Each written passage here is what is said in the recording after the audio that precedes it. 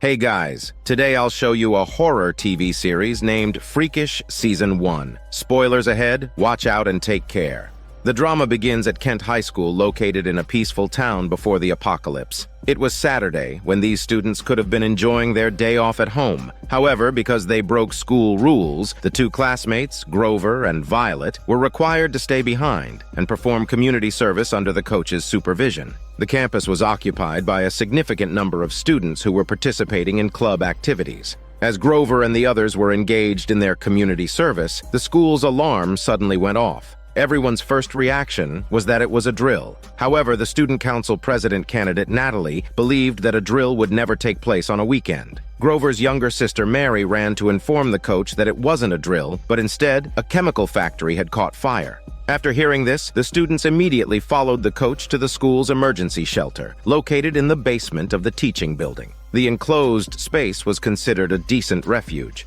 At first, everyone thought the alarm wasn't a significant concern. However, one of the female students received a phone call informing her that the chemical factory had just experienced an explosion. The shelter then began to shake violently, causing everyone to panic. The coach reassured everyone that the shelter was sturdy, and as long as they stayed inside, nothing bad would happen. By using their smartphones, the students were able to get a rough idea of the situation outside. The largest local chemical factory had caught fire, accompanied by a toxic gas leak. The situation was rapidly deteriorating. Grover's parents both worked at the chemical factory, but now he couldn't reach them by phone. He reassured his sister that their parents were likely not at work on the weekend and might be sleeping, not hearing the phone. As the shelter shook again, it was clear that explosions were still ongoing. One of the older students got up to leave, intending to check the situation outside. The frequency of the explosions increased, and everyone wanted to see what was happening for themselves.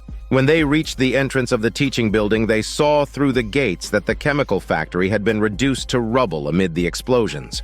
After the violent shaking, the students discovered that all their phones had lost signal, possibly due to the explosion. Some people panicked even more, shouting that they wanted to go home. The more rational students tried to stop them, explaining that the factory explosion must have released toxic fumes and that going outside would be even more dangerous. However, many people didn't listen and ignored the coach's attempts to stop them, running towards the school's exit. Only Grover and a few other students chose to stay and wait to see how the situation would develop. Before long, a dark yellow smoke began to spread from the chemical factory, visibly approaching the school at a rapid pace. The remaining students knew that the fumes were definitely toxic. Under the coach's guidance, they dispersed to various locations, closing doors and windows to prevent the dense smoke from entering the building. Natalie stared out the window at the thick fog, her sense of foreboding growing stronger. The silence outside was eerily unsettling. No police cars went by, and no passers-by cried for help. Everything seemed off. The coach continually tried to call for help, but even the landline phone couldn't get through. As night fell, everyone fell asleep amidst the uneasiness. Grover had a chance to get up close and personal with his crush girl Violet, but she remained indifferent towards him. Approaching midnight, Grover was awakened by footsteps. He followed the sound and discovered something lying in a classroom. It turned out to be a fellow student resting alone. After clearing up the misunderstanding, the student, Diesel, headed to the bathroom to freshen up. As he approached the door, a pale-faced student suddenly appeared, mumbling that everyone was dead. Grover quickly escorted him to the shelter. Everyone recognized that this student had left the school earlier in the day. They were all curious about what he had experienced, but his feverish state and blurred consciousness prevented him from answering any questions. At that moment, another student who had left earlier returned, exhibiting similar symptoms. As more and more students returned, all of them were placed in the shelter to rest. Violet and the others grew more curious about what had happened outside and where the others had gone. Fearing the worst, a top student in the group named Barrett decided to take action. They urgently needed to understand the situation outside, so he set out to repair an old radio stored in the shelter. During college, he had made millions developing software, so his intelligence was not in question. He guessed that the rescue team would prioritize the chemical factory and would take a long time to reach the school. While everyone else was busy in the shelter, Diesel ventured alone into the teaching building. Worried about the possibility of danger intruding, he began to patrol the area. Natalie also left the shelter. She felt that the returning students might have contracted a disease, and staying in the confined space with them could lead to infection. She went upstairs to get some fresh air. The coach shared her concerns and instructed the students to leave the shelter, saying that he would look after the patients alone. Once Grover and the others had left, the coach lay down on an empty bed. Unbeknownst to him, one of the patients suddenly sat up, showing the terrifying transformation into a zombie-like creature called Freak. Elsewhere, a student named Sean pulled his girlfriend into a storage room, intending to engage in some chilling but smelly activities. However, she was too scared to cooperate, and the two left disappointed. As they approached the door, a freak suddenly lunged at them. Fortunately, Sean managed to fight off the freak with a wooden plank and his strong muscles. Both he and his girlfriend Zoe were left in shock. On their way back to the classroom, they ran into Grover and his sister, who were gathering food. Sean and Zoe told them about their encounter. Grover found it hard to believe and decided to consult the coach. When they arrived at the shelter, they discovered several freaks feasting on the coach's body. It was clear that the returning patients had all become freaks. Grover and the others were horrified and prepared to flee when the freaks noticed them. Grover quickly grabbed his sister and retreated from the shelter, locking the door behind them just before the freaks could escape. Afterward, they ran to tell the others about the freaks. It took everyone a while to accept the existence of the undead, and they were all in a panic. Some wanted to leave immediately, but Barrett insisted that the outside might be even more dangerous. Violet agreed, pointing out that everyone who had turned into a freak had come from outside. There might be a virus in the air. Barrett advised everyone to stay indoors and seal the doors and windows. However, if they wanted to survive longer, they needed to block all entrances and ensure that there were no other freaks in the school building. As everyone split into pairs to carry out the plan, Grover noticed that something was off with his sister's expression. Under questioning, she finally admitted that she had been bitten by a freak in the shelter. In fear, Grover went to the medical room alone to get some disinfectant for her wound. But before he could return, Natalie found Grover's sister and asked her to help collect food from the cafeteria. Unable to refuse, she joined Natalie in the cafeteria. Suddenly, Grover's sister felt hungry and even detected what Natalie had eaten earlier that morning. Natalie was astonished, but the girl became anxious, realizing that her body was undergoing strange changes. She went to the sealed door and saw a freak in the distance, as if it was saying something to her. Fortunately, Grover appeared in time and interrupted her wild thoughts. He quickly pulled his sister into a classroom and rebandaged her wound, reassuring her it was just a small injury and would not lead to infection. Meanwhile, Diesel, who had sealed all the entrances, accidentally discovered that Natalie was secretly hoarding food. She explained that she was fat and needed more food than others, and Diesel soon realized she was pregnant. After her continuous pleading, he agreed to help her keep the secret. By now, Barrett had successfully assembled a walkie-talkie, but no one responded to his calls. Natalie, in charge of food distribution, told everyone that the collected food would last for 2 weeks. Unexpectedly, Mary interrupted her, saying they wouldn't last that long because there were numerous freaks hidden in the fog outside that could break in at any time. Her words only sent more chills down everyone's spine. Later, Mary went to the music room to practice her violin as usual, but accidentally hurt her finger and couldn't help tasting it. As time went on, Mary's face grew paler, and she became increasingly sensitive to sound. She overheard Barrett communicating with someone via walkie-talkie in the hallway. Barrett had a secret he didn't want anyone to know, so he chased after the eavesdropper. Following the figure, he found it was Mary, who was on the verge of going mad. Luckily, Grover arrived in time to stop his sister from losing control. Seeing her condition, Grover knew his sister was close to turning into a freak. At everyone's request, he isolated her. Mary finally faced the truth and asked her brother to kill her. Grover couldn't bear to do it and instead tied her to a bed. But no one expected the transformation to happen so quickly. When Grover returned to her room, she had disappeared without even her hormone trace. As he stood there bewildered, the now zombified Mary suddenly lunged at her brother, who was caught off guard. But he reacted pretty quick. He grabbed a bottle and knocked her down, then kicked her away like an adult toy. Grover quickly closed the door and shouted his sister's name through the glass, with crocodile tears in his eyes. Suddenly, there was a commotion in the distance. The freak sister heard it and instinctively dashed off. Grover, not wanting his sister to cause more trouble, hurriedly chased after her. but in the blink of an eye, the freak had disappeared. At that moment, Sean was playing basketball with his friend when he suggested they go check on his girlfriend, leaving his buddy alone on the court. The friend didn't notice the blood-red eyes watching him intently. Grover was unable to find his sister and had no choice but to inform everyone. Diesel immediately decided they should split into pairs to find the freaks so no one could sleep soundly. Diesel partnered with Natalie and took good care of her. To not overexert or endanger her, he placed her in a separate classroom. Violet and Barrett were a team. During their conversations, she discovered that he knew a lot about her. Upon questioning, she learned that Barrett had actually looked up the files of all survivors. Violet panicked because she had too many dark secrets in her past. Of course, he now knew all her dark secrets, except for her naked body. The files clearly stated that Violet once stole chemical substances from a lab, and Barrett recognized them as key ingredients for making explosives.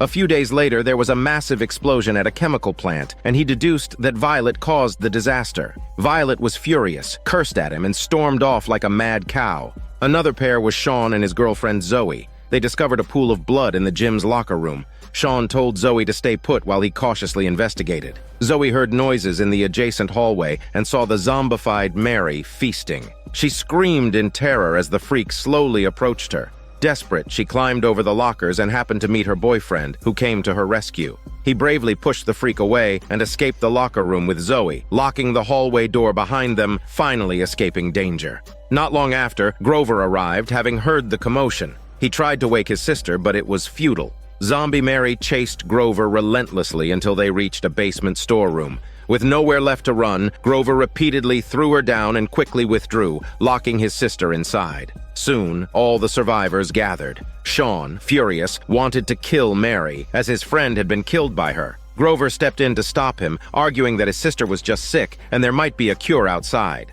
However, everyone else disagreed with his approach. Only Barrett came forward to plead for Grover, asking to wait and not kill her yet. This temporarily quelled Sean's anger. Grover then went to the music room where his sister often practiced, feeling heartbroken. Violet came to comfort him, assuring him it wasn't his fault. Meanwhile, Barrett went to the room where Zombie Mary was imprisoned, carrying a flamethrower. He clearly had ulterior motives for keeping Mary alive. When Grover came to visit his sister again and saw the flamethrower and burn marks on her body, he instantly knew Barrett was responsible. He confronted him about what he had done. Barrett explained it was just an experiment to find the freak's weakness, and now he knew they feared fire. Grover couldn't forgive such actions, but others understood Barrett's motives, all for survival.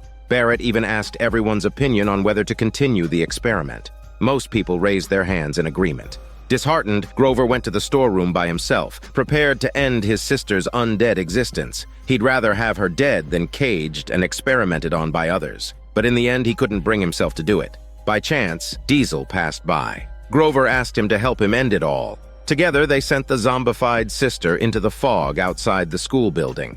On the other side, Sean started acting strangely. Clearly, the death of his friend had taken a massive toll on him. He began to hallucinate, seeing his zombified friend in front of him. He became frantic, yelling that he needed to leave this place. As he rushed to the gate, he ran into Grover and Diesel, who quickly stopped him from leaving. Barrett scolded him, asking why he wanted to let go of the only experimental subject. Grover shouted at him to shut up his smelly mouth and told him to catch his own subject if he wanted one. Sean still tried to remove the wooden planks and break out, but Diesel knocked him out with a heavy punch. Unexpectedly, after a long time, Sean still showed no signs of waking up. Barrett worried that he might be turning into a freak. Zoe had no choice but to reveal that Sean had diabetes and needed regular insulin injections, which had run out that day. Natalie confirmed that diabetic patients could indeed experience hallucinations in the later stages, and that without timely insulin injections, their lives could be in danger. Grover suggested that there were thousands of storage lockers in the school building, and there might be insulin inside. So everyone split up and started searching for the medicine. Grover and Diesel went to the lockers on the first floor, but couldn't find any medicine after prying open all the lockers. However, they found a sibling photo in Mary's locker, making Grover feel even more sentimental. Diesel happened to find a bottle of liquor, and the two couldn't help but sit on the floor and drink together. Barrett didn't go to pry open lockers, but instead went to the principal's office. There, he finally found 2 insulin injections in a cabinet. However, he went to the bathroom and squeezed out most of the medicine before giving 1 injection to Zoe for the unconscious Sean. The other injection he secretly kept, likely as a bargaining chip for future transactions. With one injection, Sean finally woke up, and his crisis was temporarily resolved. Everyone was overjoyed, and Natalie prepared a rare feast for everyone to celebrate Sean's recovery. At the dinner table, everyone raised their glasses and apologized to each other. Violet wrote the names of the deceased students on the wall. The dead were gone, but the survivors should manage to survive well. These unfortunate kids, who had barely survived the freak crisis, had just regained some courage to continue fighting. Just then, the school building's water supply was cut off. Diesel tested all the faucets, but they all yielded the same result. The survivors calculated their remaining water supply, which was only enough for the 7 of them to drink for 3 days. Clearly, staying here any longer would be a death sentence. Grover found a solution. According to a newspaper article from the school years ago, there were gas masks stored in the newly built shelter. With those, they could venture outside to search for supplies. However, they had locked all the sick students in the shelter a few days prior, and now it was surely filled with freaks. Violet claimed she had a way to deal with them. Being well-versed in chemistry, she could create a sleeping gas to knock out the freaks. The catch was that she needed to go to the chemistry lab to gather some necessary materials. When Grover accompanied Violet to the hallway, they were suddenly blocked by a freak. They quickly locked the hallway door, but now they had a problem. The path to the lab was blocked by the freak. After brainstorming together, Violet came up with a plan. She decided to crawl through the ventilation ducts. Zoe, a former gymnast, volunteered to go with her. The 2 girls then entered the narrow ducts and, after a while, finally reached the area above the chemistry lab. After ensuring there was no danger below, Zoe took the lead and climbed out of the duct. Violet followed, and they hurriedly began collecting materials. Unexpectedly, the freak that had blocked their path earlier heard the noise and also entered the lab. It charged at the 2 girls, resulting in a fast and furious chase. In the end, Violet used a wooden spike to impale the freak, and the girls successfully completed their mission. Everyone couldn't help but cheer and celebrate their achievement. Violet then began mixing the chemicals. The sleeping gas was simply high-purity ether. It could render people unconscious and then settle on the floor's surface, so anyone passing by wouldn't inhale the ether. While everyone was busy, they didn't realize the freak hadn't died, but had crawled into the ventilation duct. Soon, Violet finished making the sleeping gas. Zoe was somewhat skeptical of its effectiveness and wondered if they should test it on someone. At that moment, Grover walked past Barrett's room and found him sneakily talking on a walkie-talkie. Furious, Grover dragged him in front of everyone and revealed that Barrett had been in contact with the outside world but had been hiding it from everyone. Barrett kept arguing that he had only just fixed the walkie-talkie. Enraged, Violet stood up and waved the gas under his nose, causing him to immediately pass out, and Diesel nearby also felt some mild effects. It proved that the gas was highly effective. Violet said that, given its concentration, those who were knocked out would wake up in about 20 minutes. However, Natalie thought Violet was being too reckless and shouldn't have used Barrett as a test subject. Violet ignored his bullshit and angrily left the scene.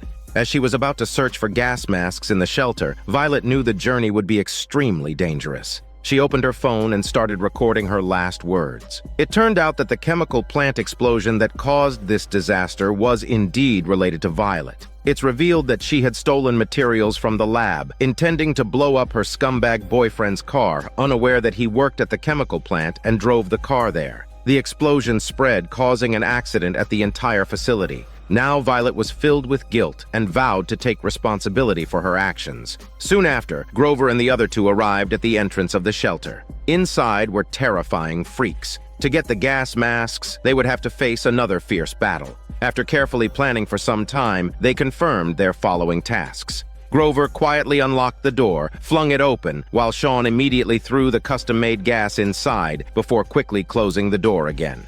Now, they just had to wait for the freaks to inhale the ether and become unconscious. Soon, there was silence inside the room. Violet reminded the 2 that the ether had settled on the floor, so it was safe to walk upright, but they shouldn't bend over. Grover and Sean silently entered the room, and indeed, all the freaks had collapsed on the floor. Violet stood guard at the door, ready to handle any emergency. As Grover rummaged through the shelves, he accidentally knocked over a cardboard box. Coincidentally, inside were the gas masks they had been searching for. Excited, Grover crouched down to pick them up, but forgot Violet's earlier warning and immediately passed out. Meanwhile, Barrett, who inhaled the ether, stirred, as if waking up. Seeing this, everyone realized that Violet's estimated 20-minute unconsciousness was too long. Natalie hurried to the basement to tell Violet the news. Violet reminded the two inside the room to leave. However, after calling out for a while, Grover was nowhere to be seen. The freaks lying on the floor started to wake up and were about to pounce on them. Sean had no choice but to pull Violet out of the shelter and lock the door behind them. Realizing they had forgotten Grover, Violet wanted to rush back in for him, but was stopped by Sean because it was too risky now. On the other side, Barrett had fully awakened. Diesel tried to contact the outside world using a walkie-talkie, but Barrett had tampered with it, making it impossible to connect. He pretended to be innocent, claiming Grover had misunderstood him. Just then, a noise came from the ventilation duct. Diesel picked up his phone and climbed up to take a look. As he turned around, a freak crawled over and fell down with him. Seeing the freak on top of Diesel, Barrett used an iron rod to knock it over. Everyone quickly ran into the room and locked the doors and windows.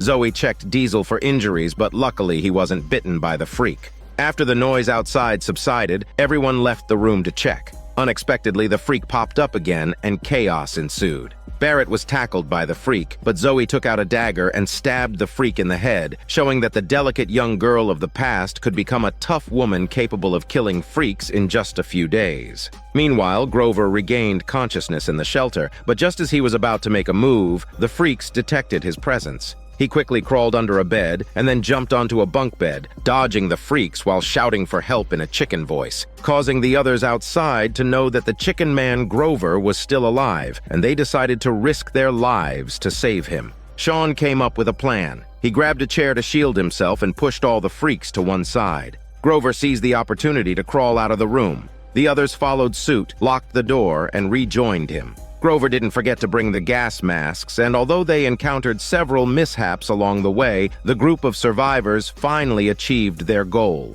Now with the gas masks, they could venture outside to find a new place to settle. However, Diesel soon discovered that something was wrong. The gas masks' filters had been damaged from being stored for too long. After examining each one, they found that only one was barely usable. This meant that only one person could go outside to seek help. With the increased danger, everyone decided to draw lots to determine who would go, and Diesel was the chosen one. But he suffered from claustrophobia and struggled to breathe when wearing the gas mask. Barrett insisted that he couldn't go, and without waiting for everyone's agreement, drew another name from the box, and it showed the name was Zoe. But Barrett lied, claiming that it was Sean, Zoe's boyfriend. Barrett's sinister intentions were apparent. He had coveted Zoe and her hormones for a long time, and now he could finally get rid of her boyfriend. Sean then put on the protective suit and the gas mask. As Zoe watched with a reluctant gaze, he turned and walked out the door. The others inside the room watched his retreating figure. Suddenly, a freak poked its handsome head out and chased after Sean. Zoe shouted loudly from behind the door, but the walkie-talkie remained silent for a long time. She could only keep comforting herself that her boyfriend was still alive. Meanwhile, Grover and Violet worked together to seal off the ventilation ducts where freaks might appear. They then searched the building for any remaining freaks. As expected, they encountered a zombified teacher at the staircase. Grover and Violet quickly retreated into a storage room. Staring at the relentless freak outside, they decided to take a chance. Violet splashed sulfuric acid on the freak's body, hoping to dry it up into a mummy, and Grover took the opportunity to slash it down, finally eliminating the threat. On the other side, Zoe, who was still worried about her boyfriend's safety, finally received a message from him. It turned out that there were too many freaks in the vicinity, so he had turned off the walkie-talkie earlier. Sean had finally found an ambulance with its emergency lights flashing. As he approached to investigate, he discovered that all the medical staff had died tragically. He wanted to use the ambulance's radio to call for help when suddenly he was hit by a fierce blow. The walkie-talkie went silent, and it seemed that Sean's chances of survival were slim. Seizing the opportunity, Barrett pulled Zoe into his arms and comforted her using his skinny muscles. When the other survivors learned that Sean had failed to call for help, they decided to venture out together rather than die of thirst in their current location. As everyone was packing their belongings, Diesel and Natalie found a moment of respite heading to the building's lobby. Their mutual care and concern over the past few days had developed into affection. As they were expressing their hormone feelings, a bright light shone through the entrance, and a stranger in a protective suit knocked on the door. Gathering their courage, they let him in. The man introduced himself as John, claiming to be a rescue worker sent by the authorities. Upon learning that the students were thirsty, he radioed his colleagues open the water valves in the area where the school was located. John explained that he had found them after receiving Barrett's radio call for help earlier. After everyone enjoyed fresh water again, they had no doubt about John's identity as a rescuer and were grateful to Barrett as well. John informed everyone that the authorities had developed a vaccine to resist the toxic freak fog. As long as everyone received the injection, they could leave with him to go to a rescue station.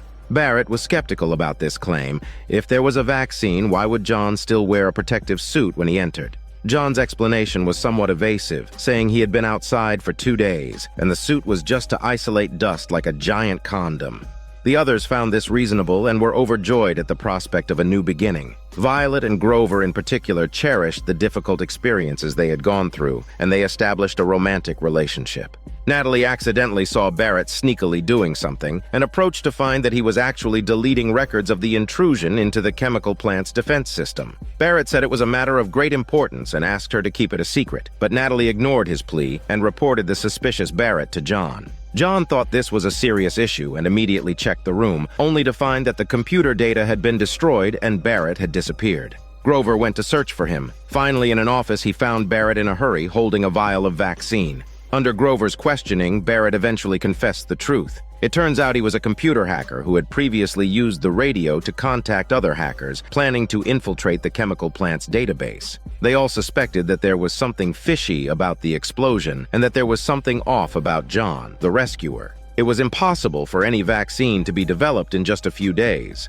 To prove his point, Barrett injected the vaccine, which he had stolen from John, into a guinea pig. But after waiting for a long time, the guinea pig showed no negative reaction to the drug. Grover had no patience to wait any longer and insisted on regrouping with the others. The two men had just stepped out when they encountered a freak, forcing them to run in separate directions. Surprisingly, the freak kept chasing Grover relentlessly. Just as he was desperately resisting, a gunshot rang out, and the freak fell to the ground, shot. It turned out that John had arrived just in time. While he was preparing to inject the vaccine into everyone, he realized that one vial was missing and knew that it was Barrett's doing. He instructed everyone to stay put and rushed off to find him, eventually saving Grover, who was under attack by the freak. John hurriedly asked if Grover had seen Barrett. Grover felt gratitude towards John for saving his life, so he helped John search for Barrett. When the two arrived at the room where Barrett had been conducting experiments, they discovered that the guinea pig that had been injected with the vaccine was now lifeless. Grover then realized Barrett was telling the truth, and John was up to no good. Grover wanted to sneak away and inform everyone of the news, but as soon as he opened the door, he saw Barrett already on the ground, unconscious. Grover was then knocked out by John with a single blow. When he woke up again, he found himself and Barrett tied up in a small room. Barrett told Grover that he had once hacked into the chemical plant's information database and discovered that they were conducting a secret experiment. The zombie gas leak may have been related to this. Barrett speculated that John was sent by the chemical plant to eliminate everyone in order to cover up their crimes. The reason they were able to locate them must have been because they intercepted the radio used by Barrett. After hearing this, Grover realized that Violet and the others were in imminent danger. He then used his skills to break free from the ropes. After that, he hurried to find his companions. At that time, the other survivors believed that John was the long-awaited rescue personnel, and they began to willingly receive the vaccine he brought. Natalie was overjoyed as she was the first to complete the injection. Just as it was Zoe's turn, Grover finally arrived, striking John with a stick and shouting that it was a deadly poison. Natalie was in shock as she helplessly looked towards her new boyfriend, Diesel. Now, the only way for the group was to tie up the mastermind and ask if there was an antidote. John constantly claimed that it was not poison, and Natalie clung to hope, saying she felt no abnormalities. Diesel then took out a vial of the substance, suggesting that if it wasn't harmful, they should try it on John. As a result, John immediately backed down and admitted that he was sent to silence the students who had witnessed the chemical plant explosion. Violet asked if there was a cure for the injected poison, but John replied that only by sending her back to the headquarters for medical treatment could she be saved. Diesel angrily injected John with a dose, insisting that sending Natalie away would be like sending a lamb to the slaughter. Heartbroken, Diesel could not face the dying Natalie and decided to stay behind and guard John, unaware that John was preparing to cut through the tape on his hands with a hidden blade.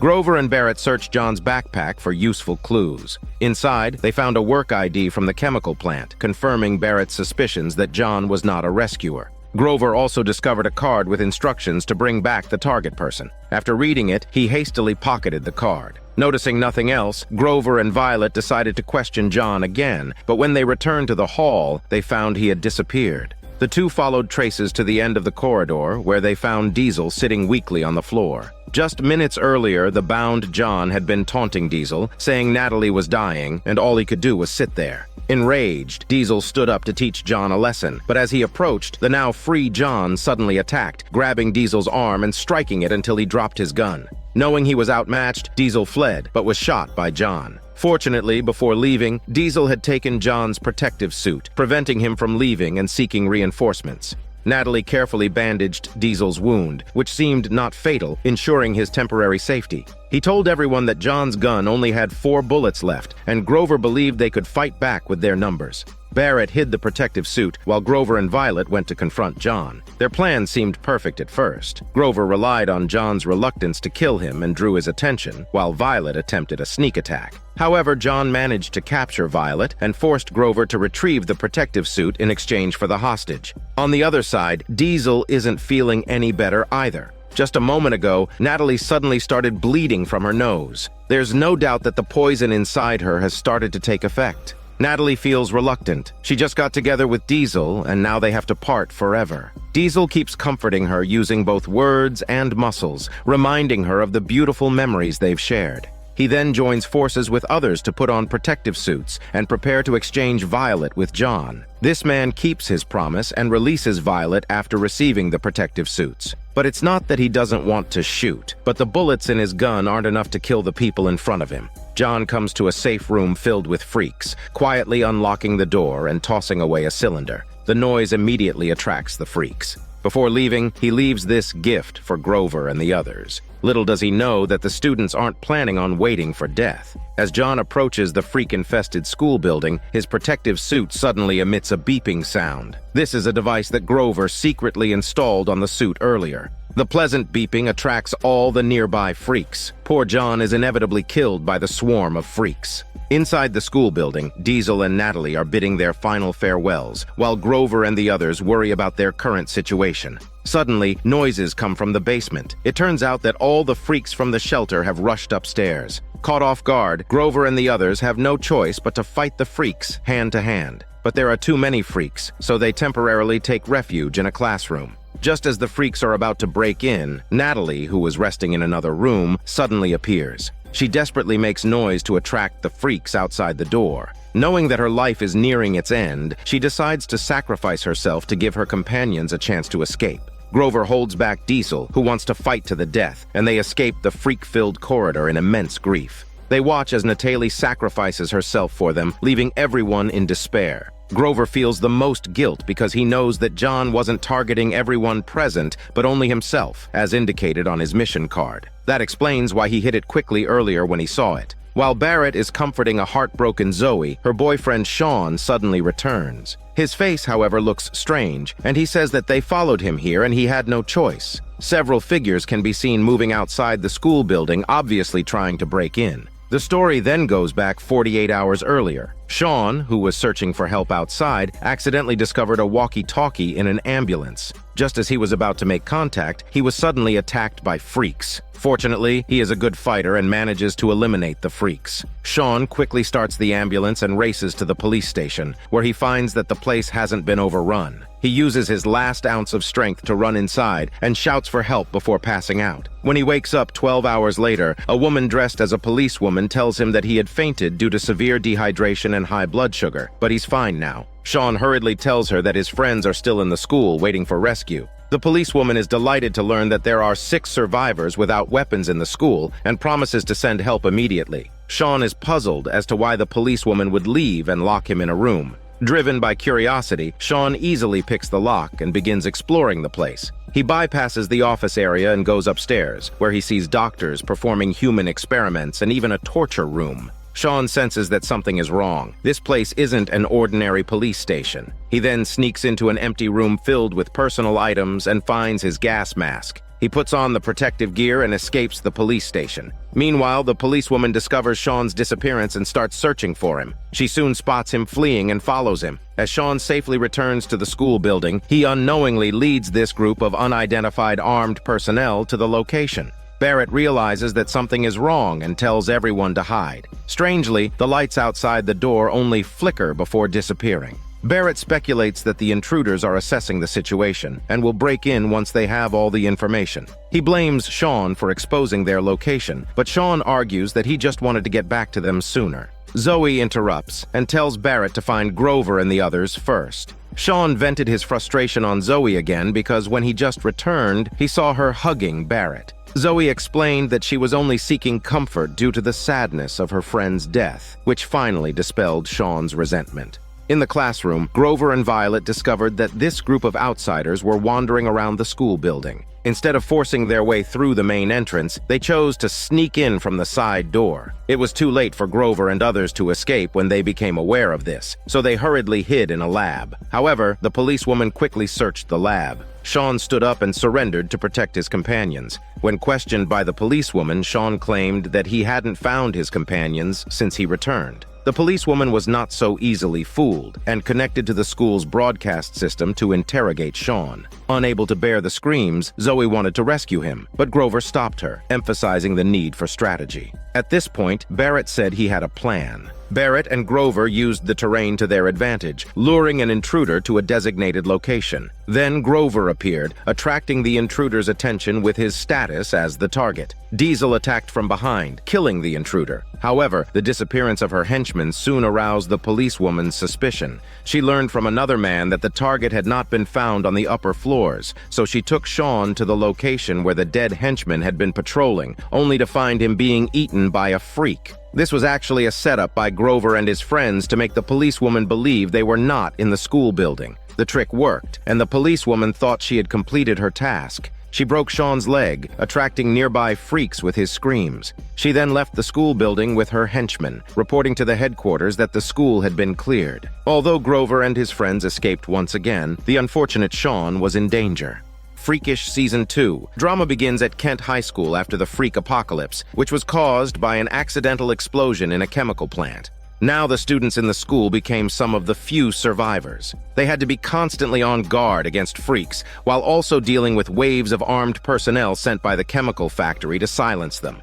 Grover and his friends managed to make their enemies believe they had left the school, but the policewoman injured Sean before leaving with her henchmen, leaving Sean exposed to the freak horde. Thankfully, Grover and the others in the classroom appeared just in time to kill the approaching freaks. Although Sean was saved, his leg was severely fractured and could only be temporarily fixed with a wooden board, losing his mobility. As Grover and his companions were cleaning up the hallway, a stranger approached the entrance of the school building. This man could move freely in the fog and had a noticeable scar on his neck. Previously, Sean had encountered dissected corpses and tortured living people at the police station, all with similar scars on their necks. However, only Barrett, who had investigated the chemical factory, might have known the hidden truth. They were still conducting live experiments, and the armed personnel who had invaded the school and injured Sean were sent by the chemical factory to eliminate witnesses. To cover up the truth of the explosion caused by the experiment, they had killed countless innocent people. These people were even more terrifying than the real freaks. Although Sean seemed in good condition now, Zoe knew that as a diabetic, any wound could potentially become ulcerated, and he needed to inject antibiotics in time.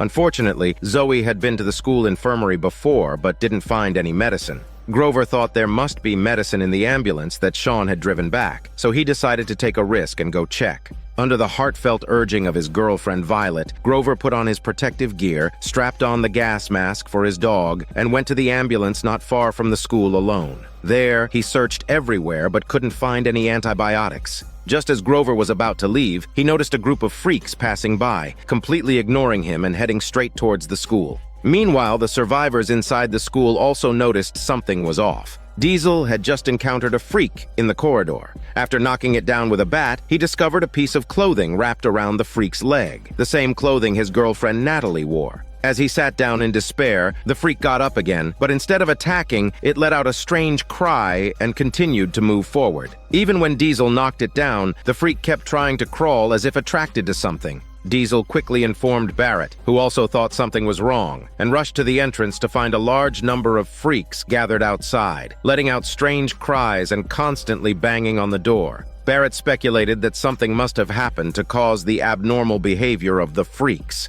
At that moment, Zoe ran over and said that Sean's condition had worsened and he had fallen into a coma. Barrett noticed that Sean's wound was severely infected with a faint stench. This was probably the reason that the freaks, with their keen sense of smell, were agitated.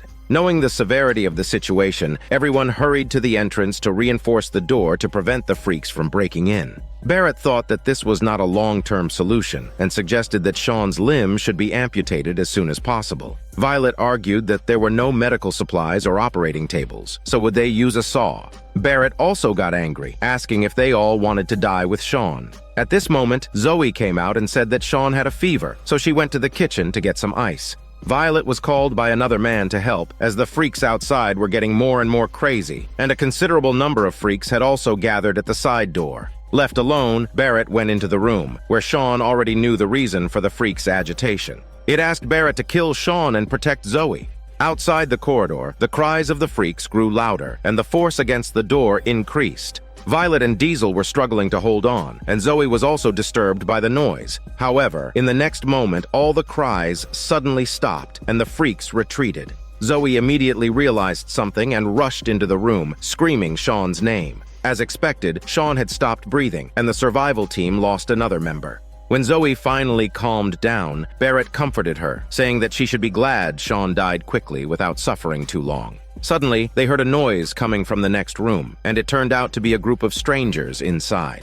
Behind them was Grover, who had just returned from searching for medicine. Learning that Sean had died, Grover felt very guilty. He should have come back earlier. Barrett asked Grover about the 6 people in the lounge. Grover began to recount his experience searching for medicine. He had searched the ambulance for a long time but could not find the necessary antibiotics. He had no choice but to try his luck at a nearby pharmacy. The pharmacy's door was locked, and there were no freaks in sight. More importantly, the medicines were well stocked. Just as he was about to loot the place, he was suddenly knocked out. When Grover woke up again, he found out that a young man named Zane was responsible. Fortunately, the man didn't have any ill intentions and realized that Grover wasn't a bad person, so he returned the confiscated gun to him. Then several men and women appeared from behind the shelves. They were all survivors who had come to the pharmacy one after another. When they learned that Grover was staying at a nearby school, they saw an opportunity. The school's cafeteria must have had plenty of food. The girl named Anka immediately suggested that they all go there together.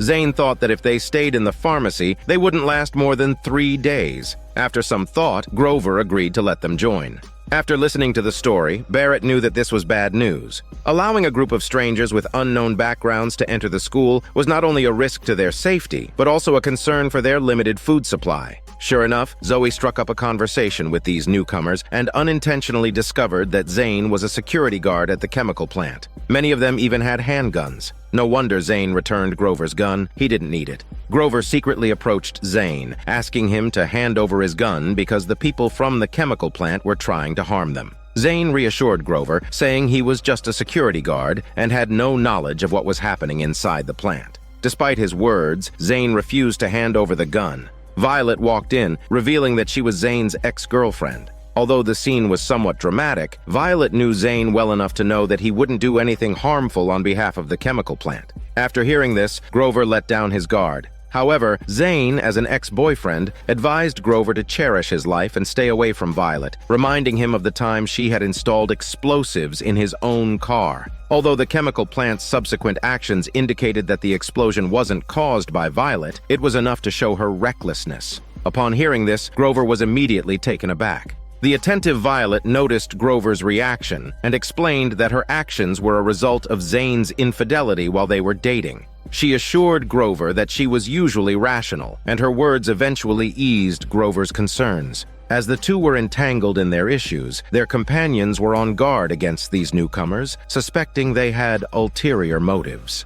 That night, Anka woke up her brother Ollie, and they quietly went to the second floor, seemingly searching for something. They were soon discovered by the patrolling Diesel, who almost shot them. This incident caused quite a stir. Anka explained that they were just looking for a more comfortable place to sleep, but Grover and the others were skeptical. Barrett took the opportunity to demand the confiscation of their guns.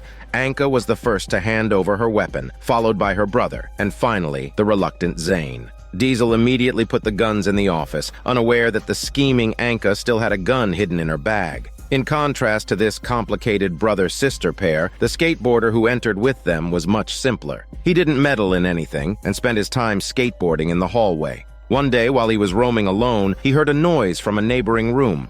Upon entering, he discovered a strange man stealing everyone's guns. The man was actually an experimental subject from the chemical plant who could withstand poisonous gas. Instead of breaking into the building, he had chosen to sneak in. The skateboarder immediately tried to stop him, but the experimental man had incredible combat skills and quickly defeated the skateboarder with a single move. On the other hand, Zoe had always been confused about why her boyfriend had died so suddenly. She asked Barrett, who was there at the time, for details. He told Zoe that before Sean passed away, he said he loved her very much and then peacefully fell asleep. Just then, Grover came running to Barrett, asking him to go upstairs to check on something. It turned out that the handguns handed over by Zane and the others had disappeared. Grover and the others believed that it must have been the work of the newcomers, so they immediately locked them in a room. Grover asked Diesel to look for the missing skateboarder and another girl, while he and Barrett interrogated the people in front of them about who had stolen the guns. Anka was full of pride, asking what right they had to lock her up. Barrett said that if they didn't hand over the guns, they would die here. At this moment, Ollie suddenly sat down on the ground, panting heavily. Anka said that his fear had taken over and hurriedly searched for medicine in her bag. Fearing for the boy's life, Zoe and Violet rummaged through the backpack. They saw Ollie's real name on the medicine bottle. His last name was the same as the owner of the chemical plant. This was unique in their small town, and under the questioning of Grover and the others, the two siblings finally admitted that they were the biological children of the owner of the chemical plant.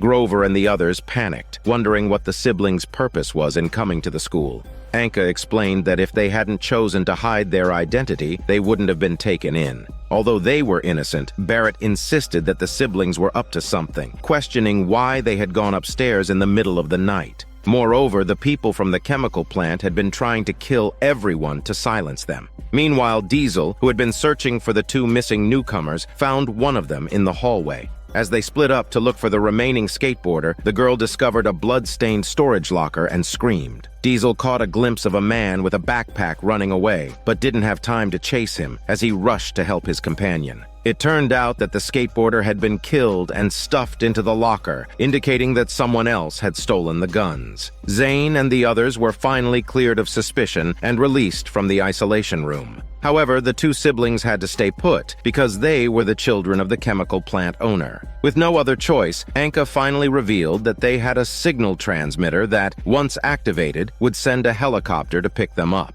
They had gone to the top floor of the teaching building to find a suitable landing platform, as the previous pharmacy location was not suitable. She even said that if they were allowed to leave, everyone could leave together. Barrett held the transmitter in his hand, but said that they couldn't summon a helicopter. He didn't want to foolishly invite danger after they had barely managed to deceive the chemical plant's extermination team. So the two siblings were kept locked up, and Barrett suggested expelling them from the school. However, others disagreed, saying that it would be tantamount to killing them. Barrett argued that at least it would be safer for the rest of them. Hearing this, Zoe showed signs of breaking down. She asked Barrett if he had thought the same way when dealing with the critically ill Sean. She wondered if he had been the one to kill her boyfriend, Sean. Barrett finally nodded in admission, explaining that Sean had requested it himself. Everyone was shocked, especially Zoe, who was in tears, but not the crocodile ones. Grover also angrily called Barrett a scumbag. Only Violet understood that if he hadn't done it, they might have all died, especially since Sean had already been gravely ill. Subsequently, Grover began to change as well. He realized that in order to survive, sometimes difficult choices had to be made. Barrett had grasped this concept long ago, and every decision he made was almost always the most beneficial for survival. Unfortunately, not everyone could understand him, and Zoe was one of them. She then managed to provoke Diesel to teach Barrett a lesson. Barrett quickly reacted, asking if he was supposed to be guarding the two siblings. Upon learning about his previous meeting with Zoe, Barrett sensed trouble and hurried to check. Unfortunately, he was a step too late. Zoe had already released the siblings, and she had joined forces with Zane and the newcomers. Taking advantage of Diesel's absence, Zoe quickly struck a deal with Anka. Together, they planned to take a plane to escape the place. Under the threat of a gun, Barrett had no choice but to hand over the signal transmitter. With Zoe as their guide, the group planned to avoid the freaks scattered around and head to the top floor of the teaching building to board a helicopter and leave. But they didn't get far before encountering freaks blocking their path. They had no choice but to take a detour through a long-abandoned storeroom. As they were going through the storeroom, a freak suddenly appeared. Anka fired a shot, attracting even more freaks. The group sped up towards the exit, with Zane covering their retreat. They finally reached the rooftop with some close calls, ready to call for the helicopter when they discovered the signal transmitter had been tampered with, and its main components were missing. As expected, pressing it yielded no response. Now they were in great trouble. Freaks were behind them, and they could only retreat through another entrance. Zane stayed behind again to cover their escape, but this time it didn't go as smoothly. A woman from their group rushed to help Zane, ultimately losing her life to the freaks and allowing Zane and the rest to escape. The remaining members knew they had to leave before the helicopter arrived, or they risked being killed by armed personnel from the chemical factory. Just as Grover and the others were about to open the door, Anka's group stopped them, demanding to know the whereabouts of the transmitter components. Barrett looked confused, insisting he hadn't done anything. Frustrated by their failed escape and the death of their teammate, Anka got upset and was about to shoot Barrett when Grover quickly intervened, admitting he had sabotaged the transmitter. He didn't want the people in blue to come to the school. Infuriated, Zoe cursed at Grover, while others searched his bag for the missing components. They accidentally found a photo of the people in blue's mission, revealing that the target of the chemical factory personnel was Grover alone. Everyone was shocked, even Violet, who blamed Grover for keeping the truth from them. At this point, Zane joined in, revealing that Grover's parents worked at the chemical factory and his father was the lab head responsible for the explosion. People started blaming Grover for everything, and eventually even Diesel and Violet turned their backs on him in disappointment. What mattered most to Grover was his girlfriend, Violet. He explained that his first thought upon seeing the photo was to figure out why the people in blue wanted him, and he didn't mean to hide anything. But heartbroken, Violet declared that she could no longer trust him. In the end, she sided with Anka's group, forcing Grover to leave the school. Instead of begging to stay, Grover quietly told Violet not to trust them as he prepared to leave the building alone. Suddenly, Barrett, carrying his luggage, called out to Grover, intending to leave with him. He knew that staying at the school with this group of unreliable teammates would only lead to disaster. The two of them then started an ambulance and drove through the thick smoke and heavy rain on the road, planning to leave the freak-infested town behind. Violet and her group at the school were now at a disadvantage in terms of numbers. To make matters worse, Anka had a stubborn attitude, making their situation even more difficult. She accidentally discovered the students' personal files and foolishly read out their dark past over the broadcast. The reason Diesel had claustrophobia was because he had been locked in a basement by his father for many days when he was a child. Anka's reckless actions sparked outrage. Ollie hurried to find his sister, scolding her for her actions and asking if she was trying to get them killed. Unexpectedly, Anka chose to fight back, bringing up how Ollie's girlfriend had abandoned him in the past. This deeply hurt him, and the siblings broke off their relationship. In front of everyone, Ollie joined in criticizing his sister and took out a bottle of wine to celebrate the fact that they were still alive. After everyone had finished drinking the wine, they fell asleep, only to wake up and realize they had been drugged. Anka knew that this was the drug her brother usually used, which had a strong hypnotic effect. The signal transmitter in their baggage had also disappeared, suggesting that Ollie planned to escape alone. After summoning his family's helicopter, Ollie told the pilot that his sister had died and that he was the only survivor. He then left the building on his own, leaving everyone behind. After this incident, the people in the school building became even more disunited. Anka, who had been treated like an outcast, couldn't get along with Violet and her ex-boyfriend, Zane. Diesel was used to being alone, and it seemed like their group was on the verge of collapsing. On the other hand, Grover and Barrett also encountered trouble. The highway tunnel out of town had been sealed off, obviously the work of the chemical factory. Barrett suggested that they should try other routes, but Grover proposed to go back and check his home first. To his dismay, his house had already been reduced to ruins during the explosion. Although he had been mentally prepared for this, Grover couldn't help but cry. It meant that everything he once had was gone. Now, Grover's primary goal was not to leave town, but to find out why he had become a target for the chemical factory. This might have something to do with his parents. Barrett suggested they should go to his house to investigate. They arrived at Barrett's house, which was relatively far from the chemical factory and was well preserved. Suddenly, they heard a noise from the bedroom. Grover opened the door to discover a homemade motion sensor toy. Barrett then took a computer from a safe and handed it to Grover. It contained information about the chemical factory explosion that he and a hacker friend had collected previously. Grover couldn't believe it was true. It turns out that the chemical factory was conducting experiments on living people and was now hunting down the town's survivors to cover up their tracks. Barrett asked Grover to look at the last page of the information, which had a handwritten signature that was an abbreviation of Grover's last name. This meant that the person in charge of the live experiments was Grover's father. It took Grover a long time to accept that his father could do such heinous things. Barrett asserted that the information was obtained by hacking into the chemical factory, so there was no need for forgery. However, Grover would rather believe that Barrett was lying than accept that his father was responsible for the experiments. Barrett found this somewhat amusing. He had now completely dismissed the idea that Grover was involved in his father's experiments after seeing Grover at home and had shown him the information for that reason.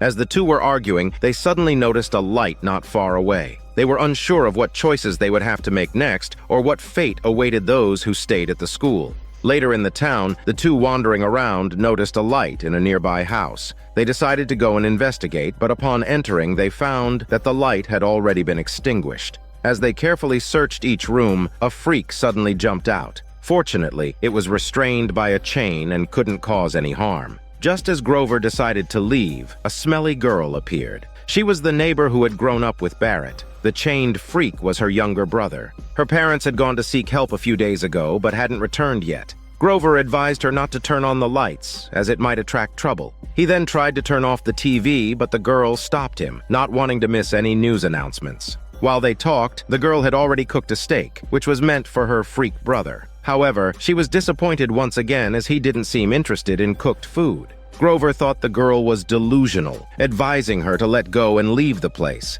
However, she insisted that her brother was just sick and that a cure would eventually be found. She asked Grover to check on her brother after he finished eating the steak. Reluctantly, Grover headed towards the room. At that moment, the TV suddenly received a signal. The authorities announced that the town was in a state of emergency and survivors could go to the rescue center for help. Barrett wanted to take the girl with them, but he discovered a dog leash on the table. He asked her about her dog, and she didn't hide the fact that her brother needed to eat. When they heard a noise from the room, Barrett rushed in. It turns out the girl had untied the freak, hoping for Grover to become her brother's food. Seeing her plan exposed, she tried to stop Grover from killing the freak. In the chaos, Grover was accidentally knocked down by the freak, and the girl ended up being eaten by her own brother. Grover and Barrett escaped the room and quickly got into a car. Barrett couldn't understand how his innocent childhood playmate had become like this. Grover comforted him, saying that it was not strange at all, considering his own father had been conducting experiments on living people. Barrett fell silent. They started the car and, following the news announcement, arrived at the rescue center.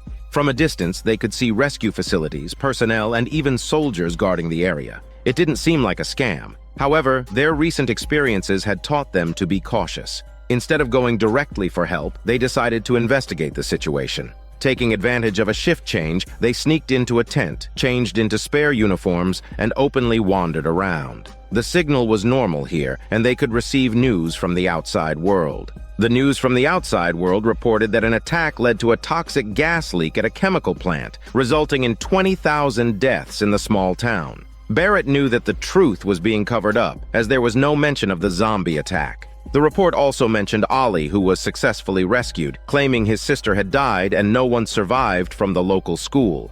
Upon hearing this, Grover was stunned. In fact, this was just an excuse for Ollie to escape on his own, as Violet and the others were not dead. However, they were now not far from being wiped out.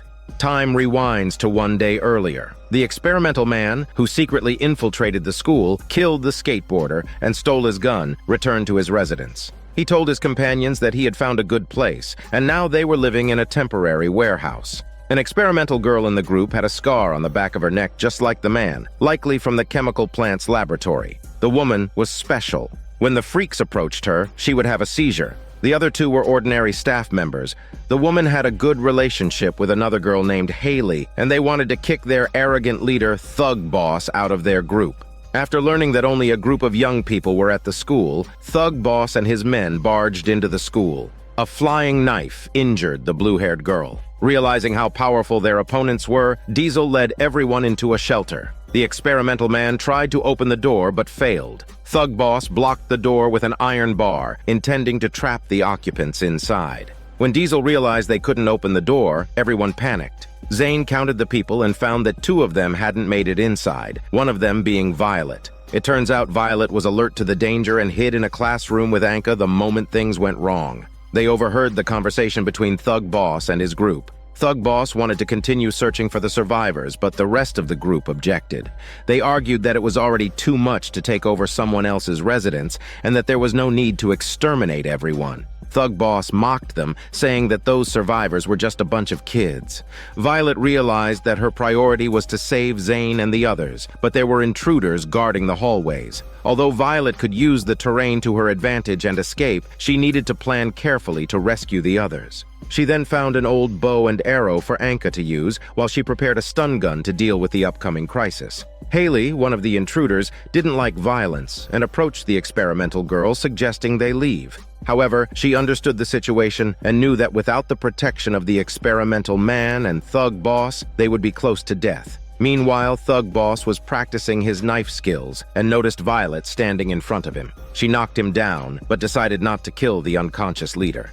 Anka went to the basement and encountered the experimental man at the entrance of the shelter. She shot an arrow at him, but it barely pierced his skin. Surprised by his resilience, Anka ran for her shitty life. Soon, she and Violet met Haley at a corner. Unexpectedly, Haley ran with them, and they temporarily escaped from the experimental man. Haley said he meant no harm and just wanted to leave with the experimental girl. Since their goals did not conflict, they could choose to cooperate. Violet then came up with a plan. She pretended to have Haley as a hostage, approached Thug Boss, who had just woken up. She proposed to exchange Haley for her friends in the shelter. Thug Boss immediately objected, but the experimental girl was concerned about Haley and began to argue with him. As the two groups were locked in a stalemate, Anka unlocked the door to the shelter and successfully rescued Diesel and the others. They all hurried to the room where Violet was negotiating. Thug Boss insisted on not letting Zane and his crew go, even going against the experimental girl's objections and attacking impulsively.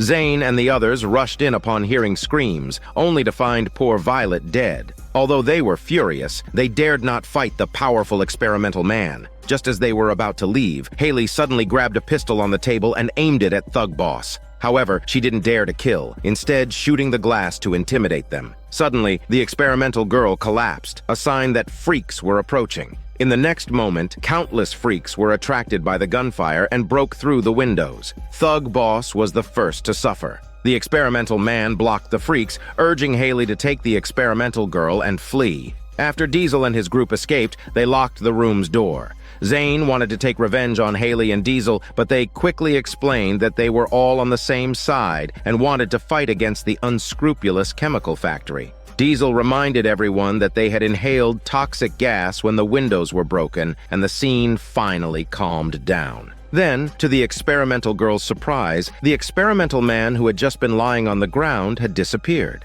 Meanwhile, at the rescue center, Grover was overwhelmed with guilt. He should have brought his companions with him when he left. Barrett suggested that they should focus on finding evidence of the chemical factory's crimes and exposing it to the public. They soon arrived at a morgue, where the corpses showed no signs of mutation but had injection marks. Barrett discovered that the drugs on the table were the same as those used by the fake rescuer, John. They quickly realized that this place was not a real rescue center, but a trap set up by the chemical factory and the authorities to lure witnesses. Barrett wanted to post the evidence online, but discovered that the computer was connected to the internal network of the chemical factory. After cracking the password, they found complete experimental data. Experiment Group 1 was too aggressive and abandoned. Experiment Group 2 had side effects but was usable, and Experiment Group 3 needed to be recovered. The experimental man and the experimental girl might have come from Groups 1 and 2. Suddenly, Grover wondered if he was from Experiment Group 3. Just then, they heard a noise outside and quickly left the morgue, rushing towards the rescue center. However, their suspicious behavior soon aroused the soldiers' suspicions, and they had to run.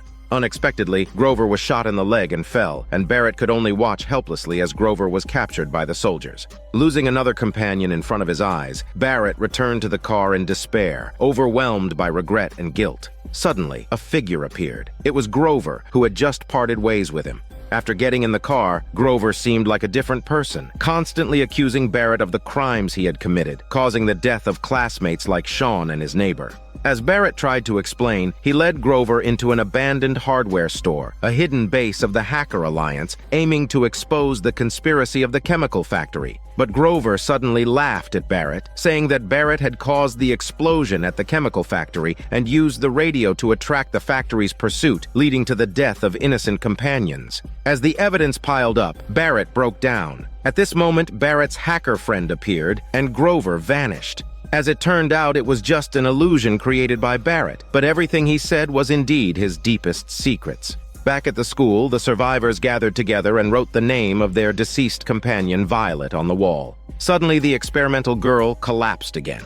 Since they had all inhaled toxic fumes, it meant that someone among them was undergoing mutation. The scene then shifted to Grover, who had been shot and was now waking up on an operating table. A figure approached his bedside, and it turns out it was his father, the possible mastermind before the toxic gas experiments. And this concludes Season 2 of The Freakish.